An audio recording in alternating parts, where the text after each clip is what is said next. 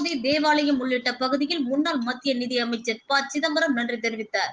நடந்து முடிந்த நாடாளுமன்ற தேர்தலில் இந்திய கூட்டணி வேட்பாளர்கள் தமிழகத்தில் 40க்கு 40 வெற்றி பெற்ற நிலையில் சிவகங்கை நாடாளுமன்ற வேட்பாளராக முன்னாள் மத்திய நிதி அமைச்சர் ப. சிதம்பரம் அவர்களின் புதல்வர் கார்த்திக் சிதம்பரம் போட்டியிட்டு லட்சக்கணக்கான வாக்குகள் வித்தியாசத்தில் வெற்றி பெற்றார்.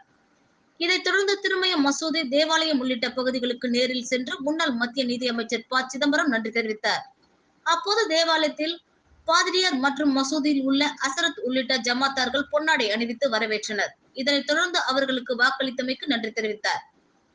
இந்த நிகழ்ச்சியில் முன்னாள் சட்டமன்ற உறுப்பினர் சுப்புராம், மாநில சிறுபான்மை பிரிவு அமைப்பாளர் SLS அக்பர் அலி, வட்டார தலைவர்கள் R. Arjunan, Murugesan, KR Anbazhagan, contractor Seemanur Ganesan, ஒன்றிய கவுன்சிலர்கள் கண்ணன், முன்னாள் ஊராட்சி மன்ற தலைவர் சின்னக்கருப்பன், திருமயம் ஊராட்சி மன்ற தலைவர் சிக்கந்தர், கலைப்பிரிவு தொகுதி அமைப்பாளர் சிங்காரம் மற்றும் காங்கிரஸ் பேரியக்க நிர்வாகிகள் பங்கேற்றனர். இதைத் தொடர்ந்து சத்தியமூர்த்தி நினைவு நூல் நிலையம் கட்டும் பணி நடைபெற்று வருவதை பார்வையிட்டார். இதனைத் தொடர்ந்து திமுக மூத்த தலைவர் மறைவிற்கு நேரில் சென்று அஞ்சலி செலுத்தியது குறிப்பிடத்தக்கது.